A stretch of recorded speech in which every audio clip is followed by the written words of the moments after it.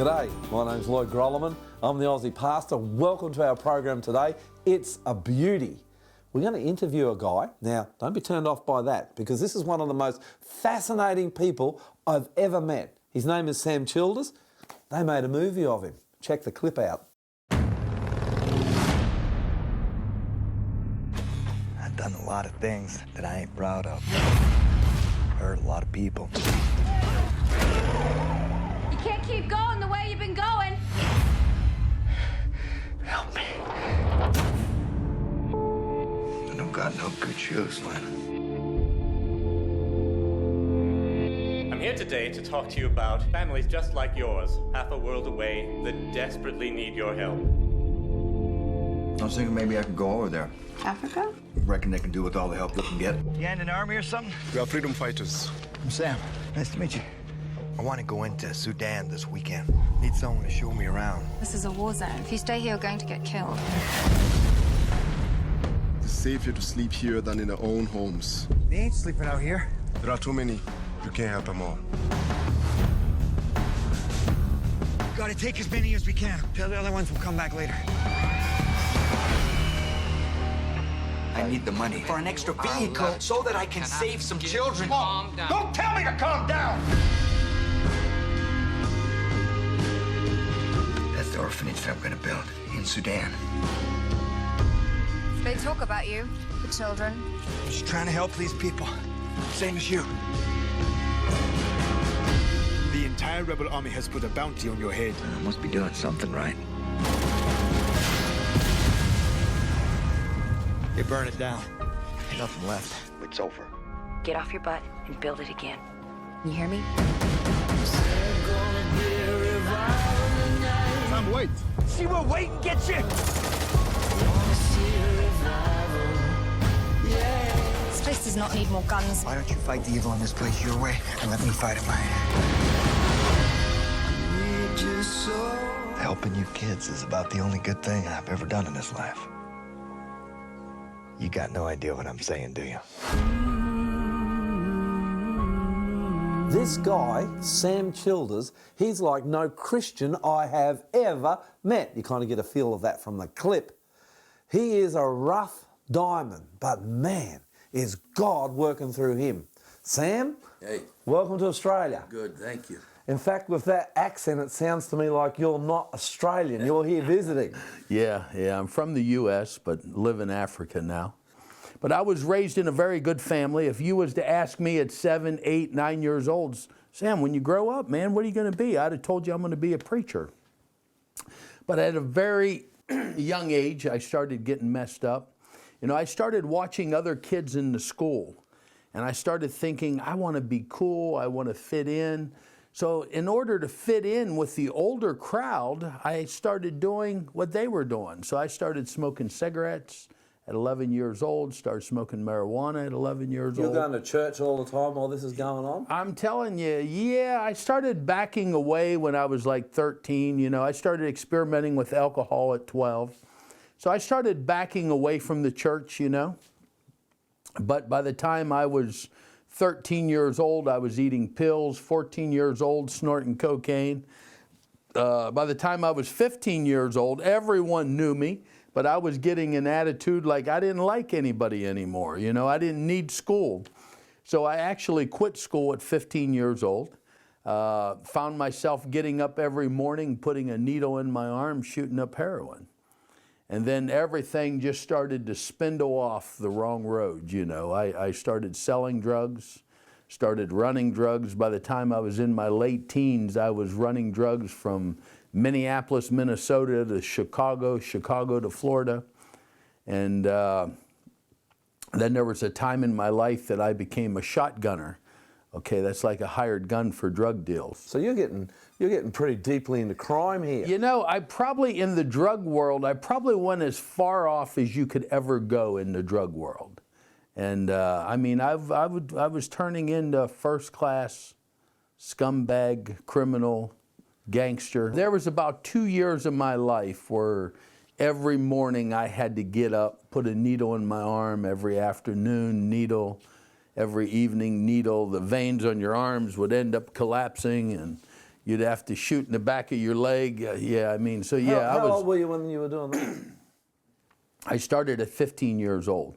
So probably the 2 worst years of my life using heroin and cocaine would have been 17 and 18 years old. And then at the time I was selling it. So I had, I mean, there was a time I had all the drugs, money, motorcycles, women, everything I thought I needed in life, I had. You're a young fella, you're out there selling drugs and using them. How did you meet your wife? Was she in that lifestyle too? I met her at a big drug deal and at a strip joint. My wife was a stripper. Okay, wow. Yeah. Wow, yeah, see, I told you. Are you sure you want to know Well, this story's getting really interesting. Yeah, Yep. so she was a stripper. Yep. And we would do a lot of drug deals in the strip joints. Yep, yep. And so on the day that I met her, I was a shotgunner. I was a hired gun for drug deals. Yep. So I wasn't the guy selling the drugs. I was the guy with the gun making sure the drug deal went okay. Yeah, wow. Security, you know. Yeah. And so You're the guys that do the damage if something goes wrong. If we had to, yeah. Yeah, okay. But I met her in a strip joint, and then it was a few days later we went out, and all of a sudden, you know, we're partying together for a while, and then we get married, yeah. So you get yourself married. Both you and your wife decide to go back to Pennsylvania. Yeah. You get to Pennsylvania. She goes back to church. So well, she starts going to church with my mom. Is this the first time she's ever gone to church? No, she was raised just like me. She was raised in a Christian home. So she's coming home too. Yeah. So she's going home too, you know. Okay. So she starts going to church. How do you feel about that? You know, I was okay with it, and then she started really getting into the church. And it was almost like God just took my woman, you know, because she's going to church every time the doors are open, you know.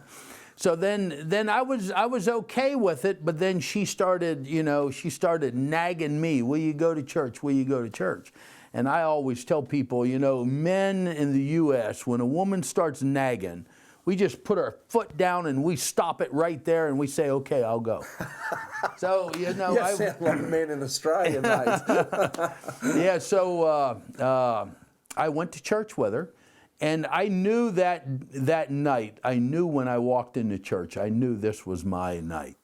You can feel the Holy Spirit. Yeah, I could feel it. And I sat in the back seat of that church, and as the preacher preached, you know, there was a part of me getting angry because I thought, I can't believe this woman. She called him up and told him everything about me. Because it's like everything he was preaching on was me. That's amazing how God does that, isn't it? Yeah.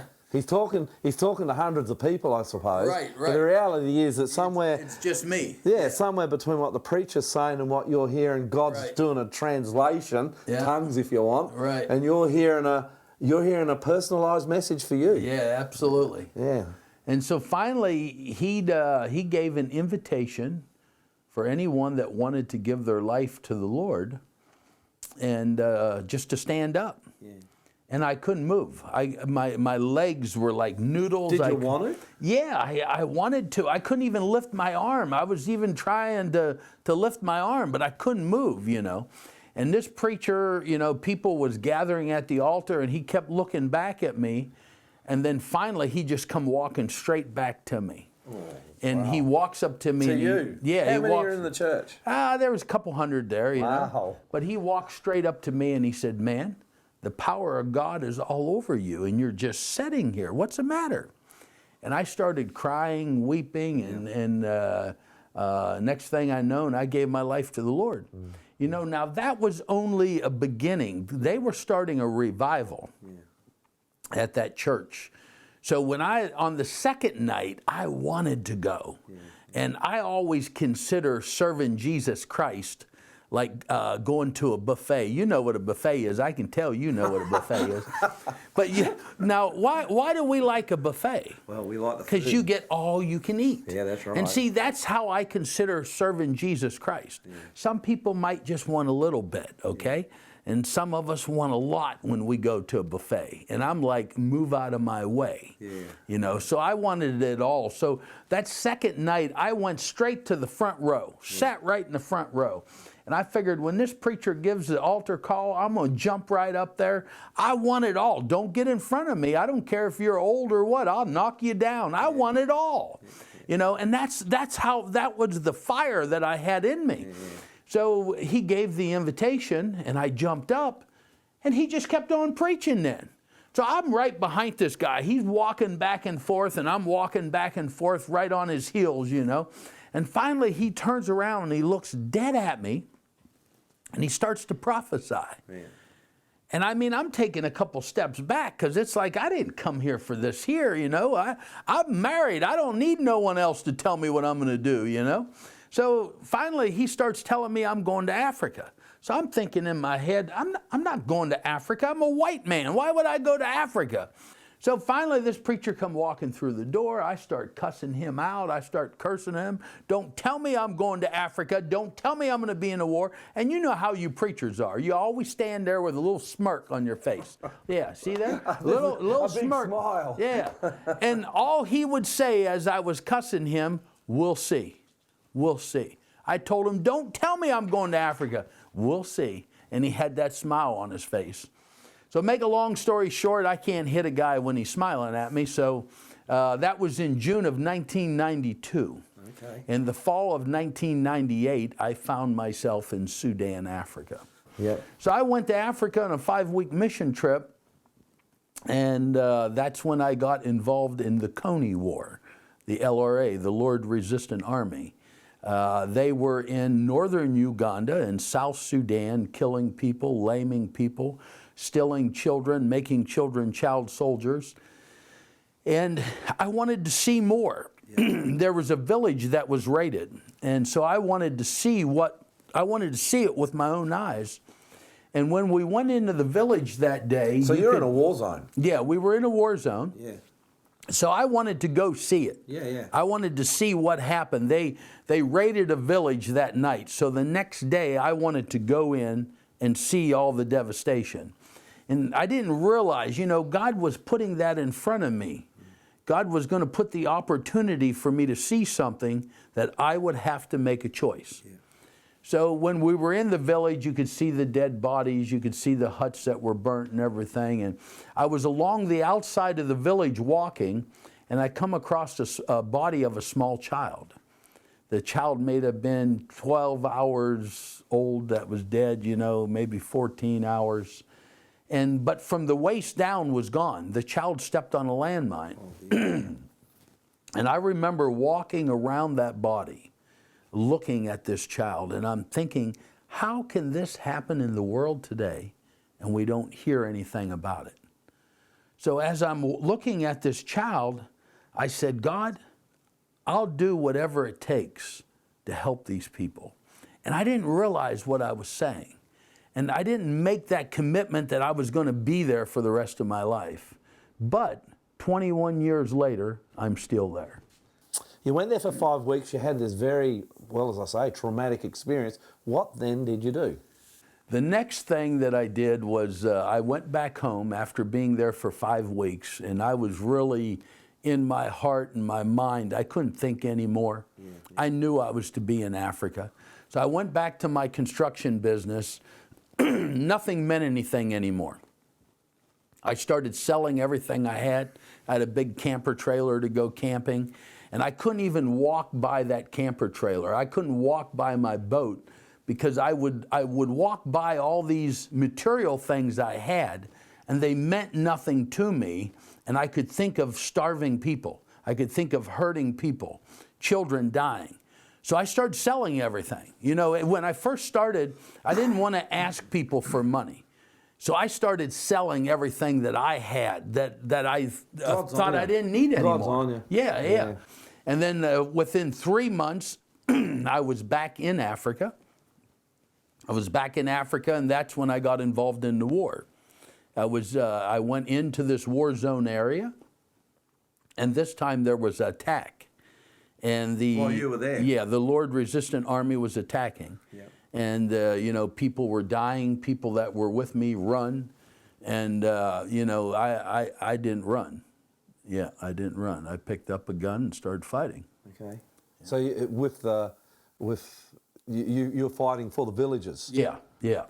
Was there others with you fighting, or was it just you? No, there was people in the village that were also fighting. Yep. But the Lord Resistant Army was there just killing people. I mean, it was really bad. So you're in a real combat situation now. Yeah, it was pretty serious. Okay, take us from there. So you started fighting. And then it just started happening that my desire was to save children. Yeah. So I was there for several weeks. I was going into areas that were being attacked and rescuing children. Where did you take the kids to when you rescued them? You know, we were taking them back to the town. Yep. And then my next trip in after that, like about 2 months later, I went back home. And 2 months later or so, I come back in, and then that's when we bought the land for the first orphanage. And how it happened, though, we were driving through the bush. We were out doing, a recon looking for children. Yep. And we're driving through the bush, and I could hear God say, "Stop." Have you got guns and everything with you as you do it? Yeah, AK, machine guns, everything. So Okay. I had soldiers with me, and we're driving through the bush, and I heard God say, "Stop." And I jumped out, because usually when God said that in the past, we were getting ready to fight. Yeah. So I stopped the car or truck, and I jumped out. The soldiers all jumped out. They started moving around quick because they didn't know what was happening. And God said, "This is where I want the children's village." And I remember looking up in the air, and I said, "God, do you know where I am?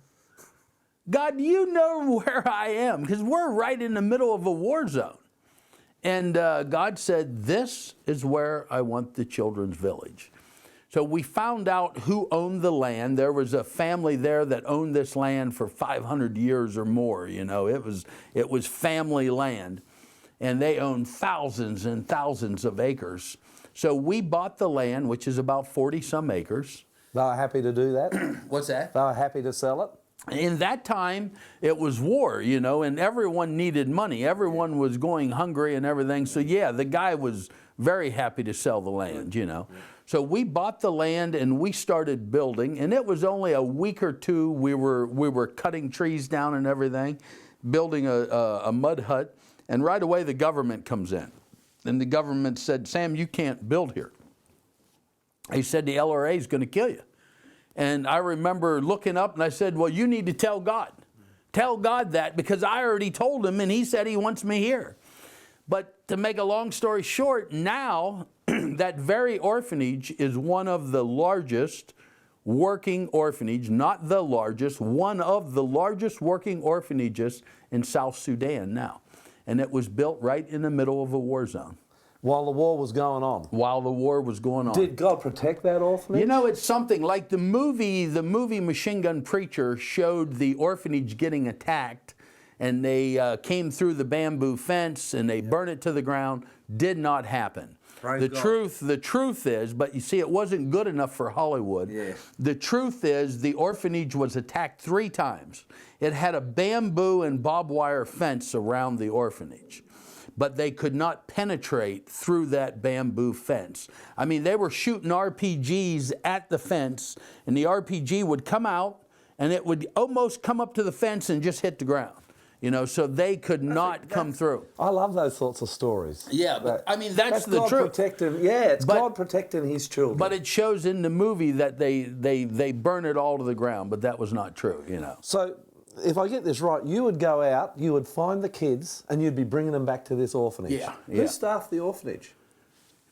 Everyone that we worked at the orphanage were all locals. They're all people from that village area, all from Sudan. And it's still like that. We don't bring people in from America or people from the West. All of our projects, and now there's not one orphanage anymore. The work got really big.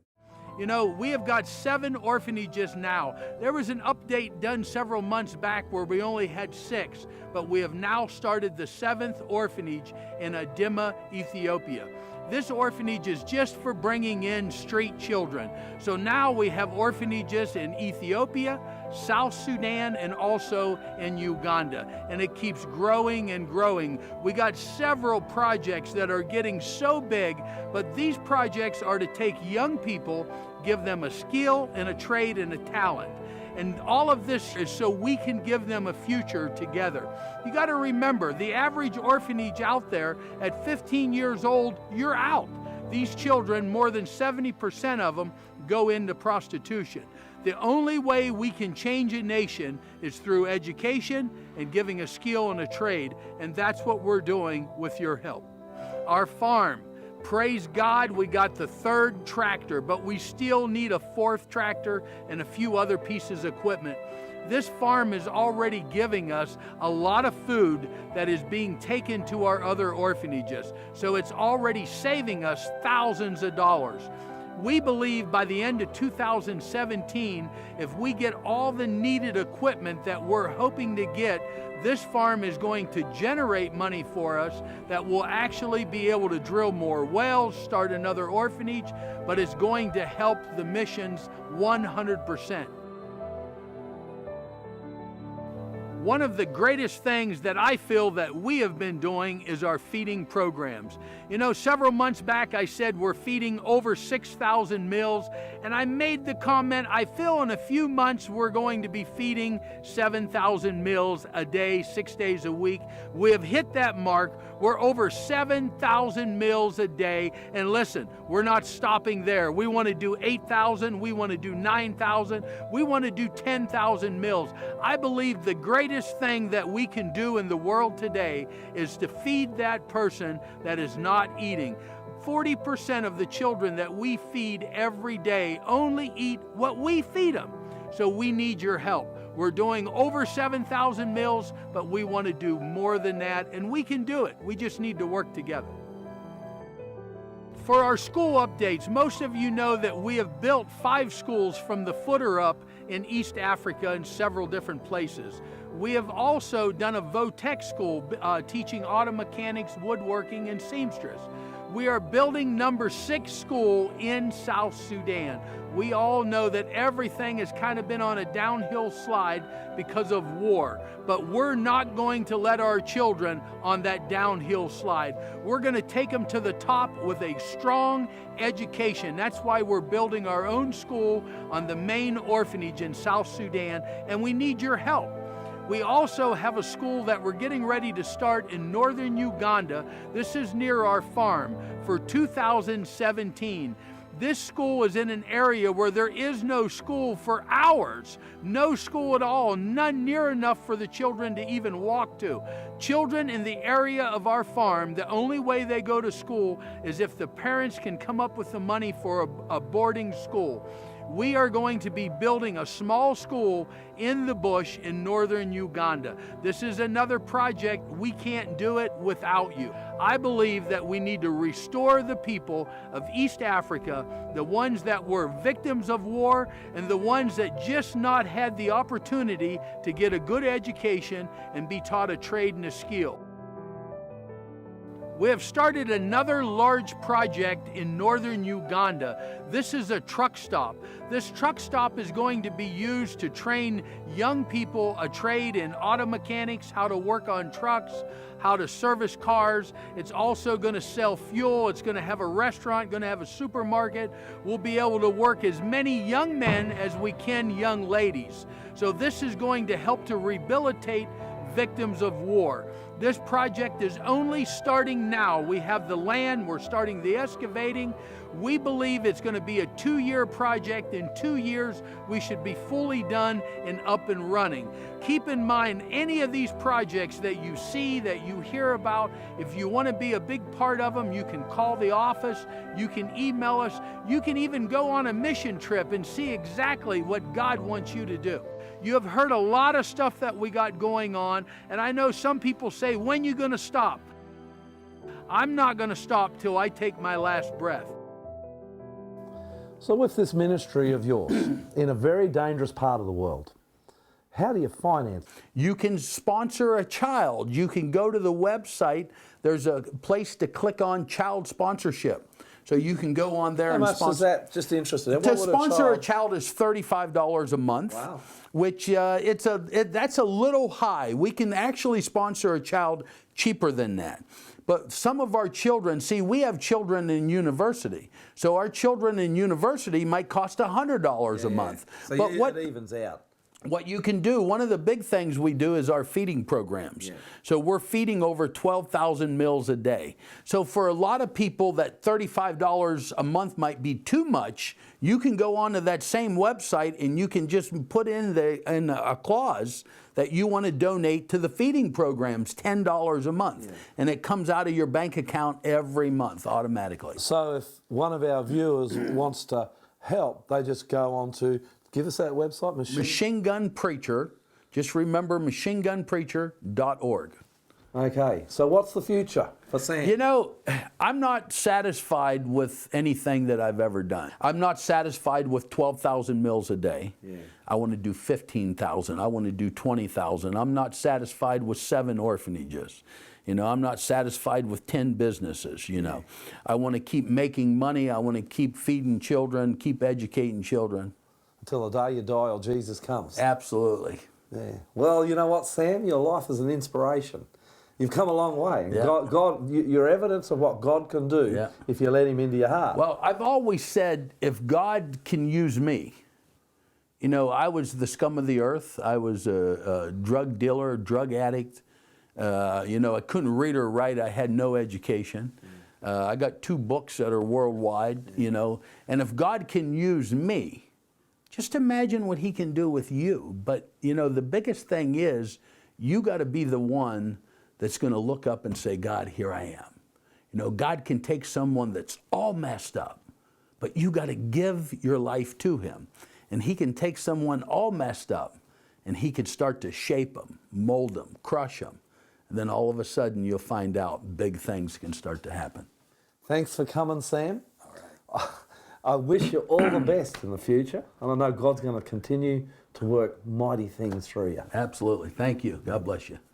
What an amazing story, and it really is. This man is making a difference in his life, but to the lives of thousands and thousands of people in Africa. And we're not going to give you a free offer today. We're not going to offer one, because what I want to do is I want to challenge you. Go to Sam's website. There's a whole heap of ministries there that you can support, from wells to food to orphans. Look, go there. Be generous and see what you can do to support this powerful ministry that's changing the lives of thousands and thousands of Africans. My name's Lloyd Grolleman. I'm the Aussie pastor, and I love you. Really, I do. But I'll tell you what, God loves you and wants to use you. He wants to use you to do powerful things. God bless you. See you next time.